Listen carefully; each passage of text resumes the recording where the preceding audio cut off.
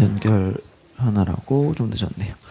예, 일단 지난주 봤던 22조 이어서 이제 두 번째 파트로 이제 같이 좀 나눠보려고 하고요. 예, 좀 시간이 많이 가서 빠르게 일단 진행해 보겠습니다.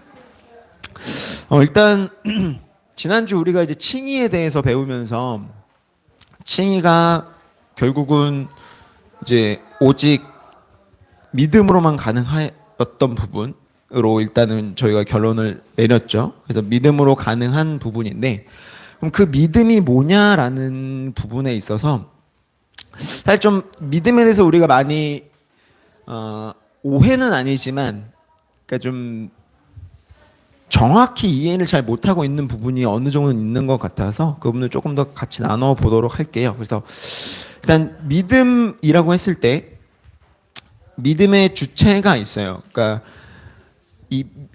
우리가 어쨌든 믿는다라는 개념은 대상이 있는 거잖아요. 그 대상이 있고 그 대상이 이제 어떤 대상을 믿느냐가 중요한 건데, 근데 일단 기본적으로 우리가 믿게 되어지는 중요한 방식이 하나가 있는데, 그게 뭐냐면, 근데 말만 들으면 좀 되게 말이 안 되는 이야기 같은데, 그리스도께서 이제 죽으실 수밖에 없었던, 그러니까 결국 우리의 칭의를 위해서 그리스도가 죽으실 수밖에 없었던 그 이유가 뭐냐라는 거예요. 그러니까 우리가 결국은 칭의를 받기 위해서는 뭐가 전제가 되죠?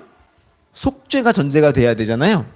이 속죄가 전제가 되기 위한 이 방식을 말씀을 드릴 건데, 그러니까 어떻게 보면 되게 이상하게 느껴질 수 있는, 이걸 잘 이해를 하셔야 돼요. 그러니까 이제 우리가 그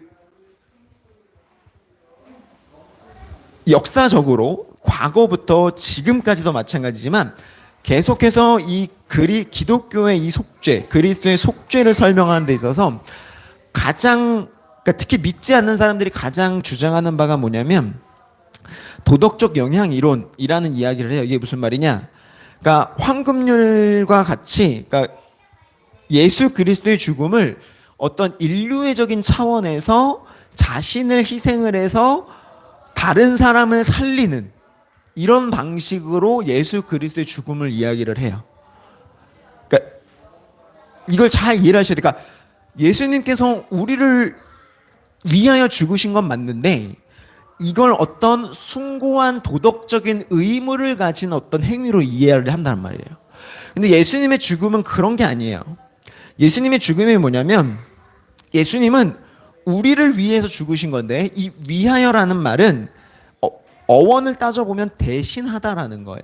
그러니까 단순히 어떤 왜 그 베니스의 상인에서 친구를 대신해서 목숨을 던졌던 그 친구 같은 느낌이 아니라는 거예요, 절대.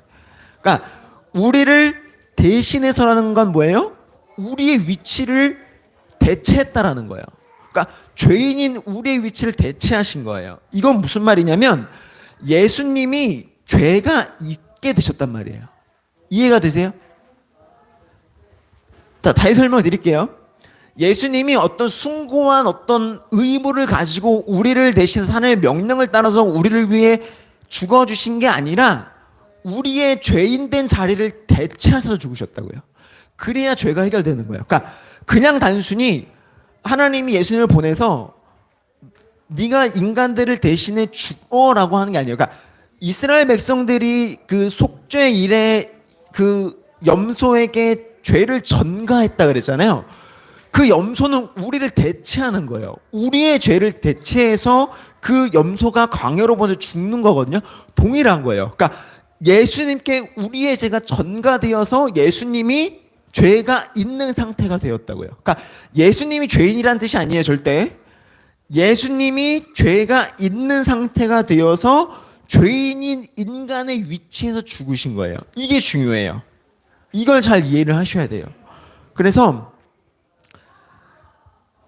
왜 그러냐면 하나님은 절대 죄가 없는 존재를 처벌하지 못해요. 하나님은 그런 분이시죠. 공의로우시기 때문에 죄가 없는 존재에게는 형벌을 내리실 수가 없어요.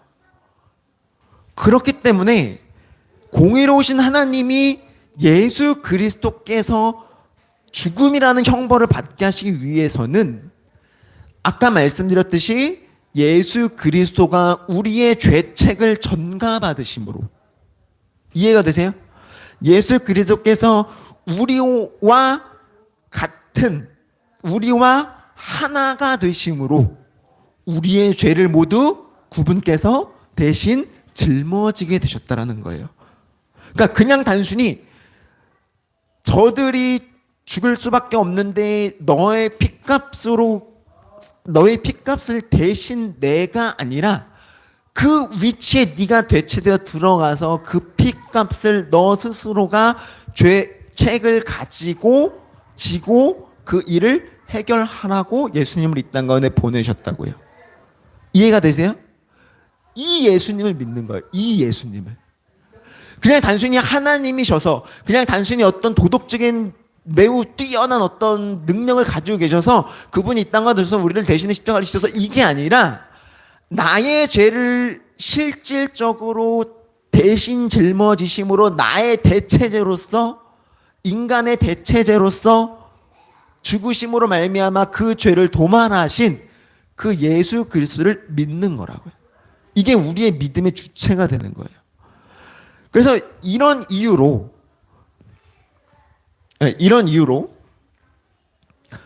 결국 우리는 이 속죄와 칭의가 매우 밀접한 관계를 가지게 된다라고 이해를 할 수가 있는데, 자, 그래서 제한 속죄가 우리에게 중요한 이유는 거기 있는 거예요. 자, 지난 시간에 짧게 설명을 드렸지만 제한 속죄가 뭐라 그랬어요? 예수님은 결코 이 세상의 모든 사람을 위해 죽으시지 않으셨다 그랬어요. 자, 칭의라는 건 그래서 중요한 건데 인간의 입장이 아니라 하나님의 입장에서 만드는 하나님의 방식이라는 거예요. 그래서 지난 시간에 설명드렸지만 칭의에 대해서 우리가 이야기할 수 있는 건 뭐예요? 하나님이 나를 구원하셨다라는 것에 대한 감사밖에 없다 그랬어요. 자, 이걸 잘 이해를 하셔야 돼요. 그래서 아까 이제 목사님이 이제 영원이라는 거에 대해서 이제 설교 시간에 설명을 해주셨는데, 하나님의 시간은 흐르지가 않아요. 이제 무슨 말이냐?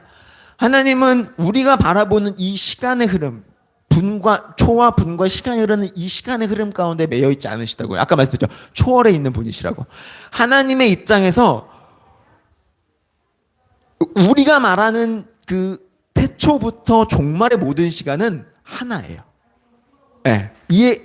뭐 말장난처럼 들리실 수도 있는데, 태초부터 종말의 모든 시간은 그냥 하나님께서 하나로 존재되어 있어요. 그러니까 무슨 말이냐? 태초부터 종말까지 일어나는 모든 일은 다 하나님께는 하나의 사건인 거예요.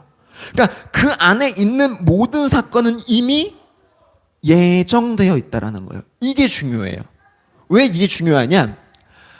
하나님께서 속죄하시고 칭의하시기로 하시는 모든 인간은 이미 태초 전부터 작정되어 있었고 섭리되어 있었다라는 거예요. 여기에 우리는 그 어떠한 것도 토를 달거나 어떠한 것도 변화시킬 수 있는 능력이나 우리의 어떤 의지가 거기에는 절대 개입할 수가 없어요. 이게 중요해요. 그래서 구속사역의 목적이 있는데, 첫 번째는 뭐냐면 하나님께서 영광을 받으시는 것, 두 번째는 하나님의 아들이신 그리스도께서 영광을 받으시는 것, 그리고 세 번째는 하나님께서 택하신 자들이 구원을 받는 거예요. 그러니까 영원 전부터 작정하신 이 하나님의 구속 사역은 단 한 번도 흐트러진 적이 없어요. 단 한 번도 외부의 영향을 받은 적이 없다고요. 그건 그때부터 지금까지, 그리고 예수 그리스도 다시 오실 그날까지 절대 변함이 없을 사건이라는 거예요. 이걸 이해하셔야 돼요. 그렇기 때문에 그러면 이런 차원에서 그러면 믿음이란 게 도대체 뭐냐라는 거예요. 자, 세상 사람들은 이렇게 반문해요. 그래, 하나님께서 모든 걸 다 예정하셨고 선택하셨으면 그럼 사람은 왜 믿는 거냐라는 거예요. 왜? 그냥 하나님이 다 모든 걸 작정하셨으면 우리는 그냥 가만히 있으면 되는 거 아니야? 라고 묻게 되죠. 근데 믿음은 그럼 우리에게 왜 주어졌느냐라고 했을 때 칼빈은 믿음에 대해 이렇게 이야기를 해요. 칼빈은 믿음에 대해서 믿음 자체에는 아무런 가치도 없으며 아무 구원의 의의도 없다. 그것은 속이 텅 빈 그릇에 불과하다. 그것이 우리의 구원을 위해서 의의를 갖는 것은 그릇 안에 들어있는 내용인 예수 그리스도와 관계된 것들이 들어있을 때 비로소 가치가 있다라고 이야기를 해요. 무슨 말이냐? 우리가 말하는 믿음이라는 것은 그 믿음이 믿음으로 말미암아 구원을 받는다라고 하잖아요. 여기서 중요한 건 믿음이 구원으로 치환되지 않는다라는 거예요. 그걸 잘 이해하셔야 돼요. 믿음은 예수 그리스도가 아니에요. 믿음은 구원이 아니에요. 믿음은 뭐냐면 예수 그리스도께서 우리와 맺으시는 모든 관계가 포함되어져 있는 그릇이라는 거예요. 그걸 잘 이해를 하셔야 돼요. 그러니까 어떤 경우에도, 그러니까 믿음이라는 건 뭐냐면 우리가 구원을 받아 하나님의, 그러니까 우리 뭐 칭의로 예를 들면 칭의를 받아서 하나님께 구속을 받은, 속죄를 받은 하나님의 자녀들이 하나님과 관계를 맺는 모든 것들이 포함되어져 있는 그릇, 수단이라는 거예요. 그러니까 믿음으로 구원을 받는다라는 게 틀린 말은 아니지만 믿음으로 구원을 받는다라는 것을 자칫 믿음이 구원이라는 것으로 오해되어지면 안 된다고요. 이해가 되세요? 그래서 이걸 바꿔 말하면 믿지 않는다라는 건 이런 관점에서 이야기할 수 있는 거예요. 그래서 믿지 않는다라는 건 자기 의의를 붙들고 놓지 못하는 거예요. 그러니까 믿음이 아까 뭐라 그랬어요? 예수 그리스도와 관계되어져 있는 그것을 포함하고 있는 그릇이라 그랬잖아요. 그걸 포함할 수 있는 그릇. 그러니까 믿지 않는다라는 건 내가 하나님을 믿지 않겠다라고 의지를 갖고 있다라는 거예요. 이해가 되세요? 그러니까 아까 말씀드렸죠? 하나님이 모든 걸 선택하시고 모든 걸 작정하시고 모든 걸 이미 결정하셨다면 우리의 믿음이 어떤 소용이 있느냐라는 세상 사람들의 질문에 이렇게 답할 수 있는 거예요. 믿음이라는 것은 내 의지로 되어지는 것인데 믿지 않는 것 또한 마찬가지이며 그 믿음 속에는 무엇이 포함되어져야 되느냐? 예수 그리스도와 하나님과의 관계가 포함되어져야 된다는 거예요. 근데 그게 구원이나 그것이 하나님은 아니라는 거예요. 그러니까 불신자들이 불신자가 되는 건 그들의 책임인 거예요. 이해가 되세요? 그러니까 우리가 이 믿음이라는 것, 유일한 이 의로서 우리에게 주어지는 그 칭의를 받는 것 또한 우리의 믿음 가운데 포함되어지지만 하지만 반대로 우리가 믿지 않는, 불신자들이 믿지 않는 것 또한 그들의 책임에 있다라는 거예요. 그러니까 하나님의 아무런 그게 없지 않느냐라고 하는 그 세상 사람들의 주장에는 이런 반박이 가능하다라는 거예요. 그러니까 칭의와 속죄는 분명 신비의 영역이에요. 우리가 이해할 수 그러니까 우리의 어떤 이성으로 이해할 수 없는 초월적인 단계에 있는 건 맞아요. 하지만 비이성적이지는 않습니다. 그걸 잘 이해를 하셔야 돼요. 그러니까 우리의 이성을 능가하지만 인간의 이성에 반하는 개념이 아니라는 거예요. 인간의 본성의 어떤 의지를 가지고 믿는 것이 아닌 예수 그리스도와 그를 통해 우리에게 허락된 보혜사의 성령님의 은혜에 따라 믿어지게 되는 건 맞지만 이것이 믿지 않는 자들에게 어떤 변명거리가 되거나 어떤 그 피할 수 있는 길을 내어주는 게 아니라는 거예요. 믿음이라는 것은 하나님께서 우리에게 허락하시는 하나님만의 방법이신 거고 그건 오직 하나님만이 아실 수 있는 그 은혜 안에 있는 수단이라는 거예요. 그래서 이 칭의, 속죄, 구원이라는 것이 우리의 믿음 안에 담길 수밖에 없다라는 거죠.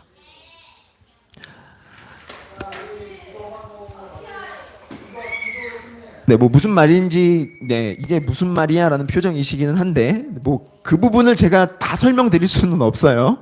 저도 사실 잘 몰라요. 네, 그러니까 여러분들이 믿음이라는 게 어떤 건지를 여러분 스스로가 느끼셔야 돼요. 결국은, 그러니까 우리가 그러니까 제가 그래서 여기 이제 표현을 쓴 게 믿어진다라고 말씀을 드리는 게 그런 의미인 거예요. 그러니까 내가 의도적으로 믿을 수도 없는 일이고, 내가 어떤 의지를 가지고 믿을 수도 없는 일이지만, 하지만 결국 내가 믿지 않는 것은 나의 의지라는 거거든요. 그러니까 이 두 가지 개념을 잘 이해가 아니라 그냥 잘 받아들이시면 좋을 것 같고요. 그래서 어쨌든 이 믿음에 의한 칭의, 그러니까 결국 우리가 어쨌든 믿음으로, 왜냐면 칼빈이 그렇게 주장하잖아요. 오직 믿음으로라고 주장을 하잖아요. 이 칭의에 있어서. 이제 결국은 이 믿음에 대한 칭의에 대해서 우리가 이제 이해를 해야 되는데, 그러니까 하나님께서 이제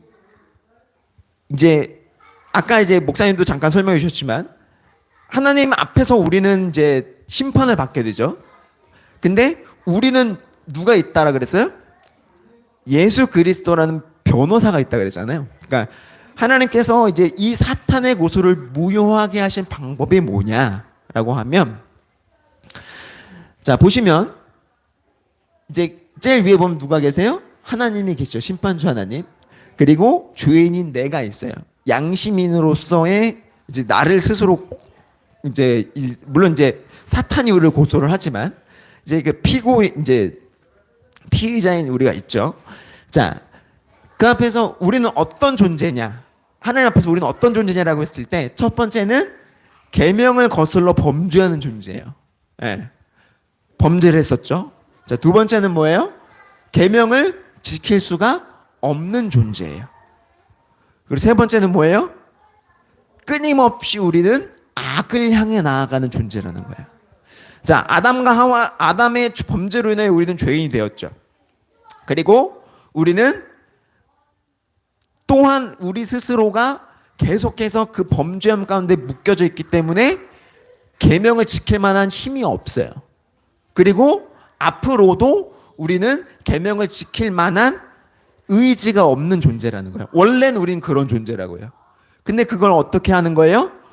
믿음으로 말미암아 얻은 이 칭의에 의해서 우리는 어떻게 된다?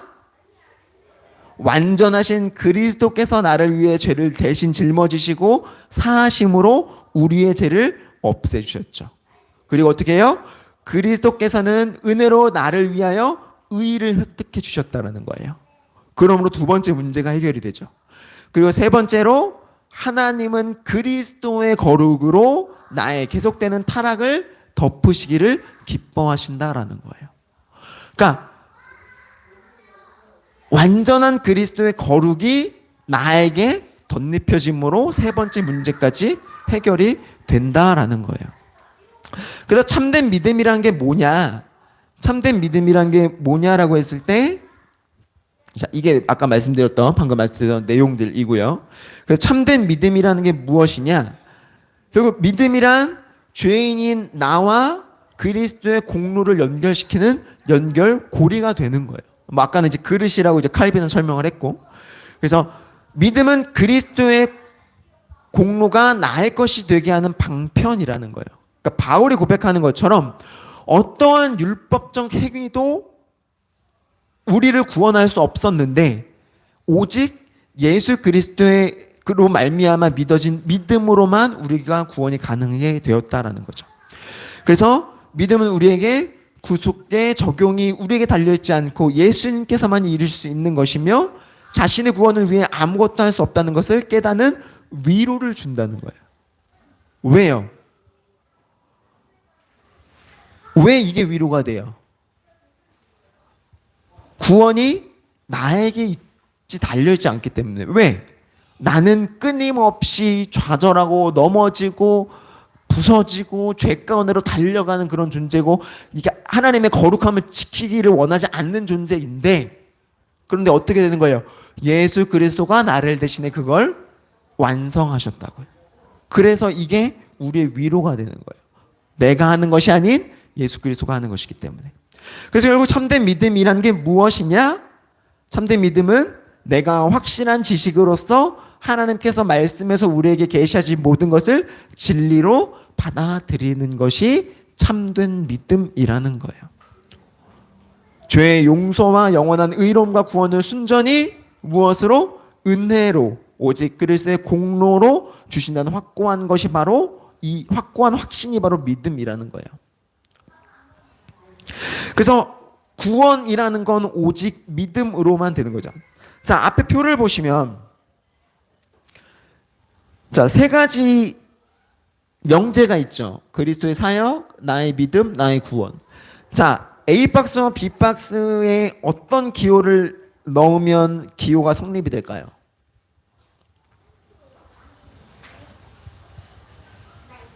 자, 수식어를 넣어 본다라고 생각을 하면 A박스와 B박스에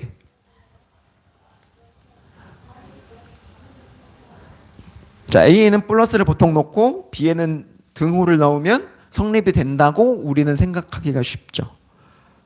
근데 아니라는 거예요. 무슨 말이냐? 자,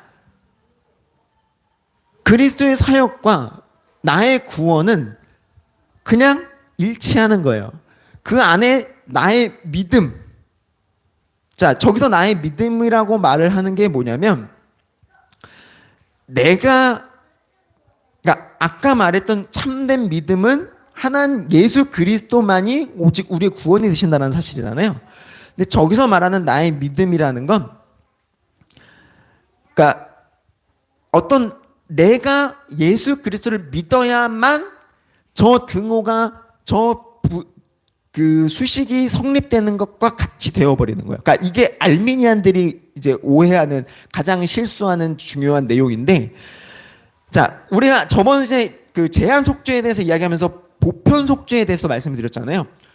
보편 속죄를 주장하게 되는 가장 중요한 핵심이 뭐냐면 인간이 구원에 어떤 결정적인 영향을 미칠 수 있다라는 거예요. 자, 예수님은 보편 속죄에 그러니까 말하는 게 뭐냐면 예수님이 모든 인류를 위해 죽으시고 구원을 완성하셨어요. 그러면 모든 인류가 거기 구원에 해당이 돼요. 그런데 구원받지 못하는 사람들도 있죠. 왜 구원받지 못하냐? 내가 그걸 선택하지 않았기 때문이라는 거예요. 자, 바꿔 말하면 내가 구원을 받으려면 어떻게 해야 되는 거예요? 내가 예수 그리스도께서 죽으시고 나를 구원하셨다는 사실을 선택해야만 구원이 완성된다는 거예요. 저 등호가 그 등호예요. 저 등호는 성립할 수가 없는 거예요. 왜? 아까 처음부터 말씀드렸죠? 하나님께서 구원하시기로 하신 건 언제부터 작정되어 있었다? 이미 태초 전부터. 우리의 구원은 이미 태초 전부터 완성되어 있는 것이기 때문에 이 수식은 맞지 않는다라는 거예요. 그럼 뭐가 있는 거예요? 그냥 그리스도의 사역 땡땡 나의 구원이 되는 거예요. 이해가 되세요?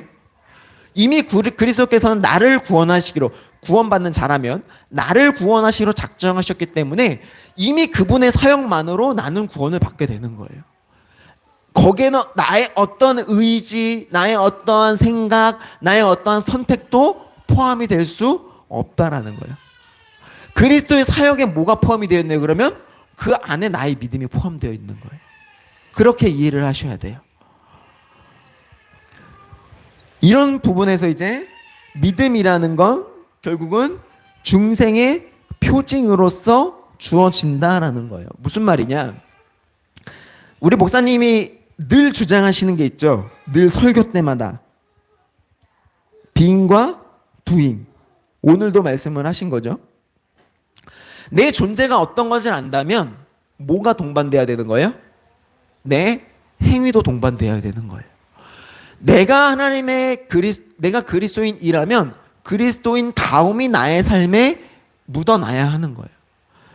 자, 내가 그리스도께 구원을 받았다면 구원받은 자의 삶의 모습이 나를 통해 드러나야 된다고요. 그게 그리스도인의 믿음이고 그게 표징이라는 거예요. 중생의 표징. 그러니까 이사야 66장 22절에 보면 이렇게 이야기를 해요. 마음의 통회함, 심령의 겸손함, 죄에 대한 슬픔. 이걸 신약에서는 뭐라고 이야기하냐면 산상수훈에서 이야기하죠. 심령이 가난하고 죄를 애통해하며 의에 주리고 목마르고 마음이 청결한 자. 이게 표징이라는 거예요. 어떤 표징? 믿음의 표징이라는 거예요. 이런 모습이 없으면 믿는 자다? 아닐 가능성이 99.9%다라는 거예요. 뭐 저도 잘 모르겠어요. 그걸 뭐 우리가 판단할 수 있는 문제는 아니기 때문에. 빙과 두잉을 끊임없이 우리가 설교 시간에 들으면서도 사실 우리는 쉽게 행하기가 어렵죠. 왜요? 쉽지 않은 일이거든요. 목사님도 마찬가지고 저도 마찬가지고 앞에 있는 여러분들도 마찬가지시고. 하지만 끊임없이 우리는 그 일을 하기를 소망해야 되는 거예요. 끊임없이. 이웃을 사랑하고 하나님을 사랑하고 이웃을 위하여 나의 것을 내어줄 줄 아는 그 나의 삶의 자세가 필요하다는 거예요. 그렇기 때문에 우리가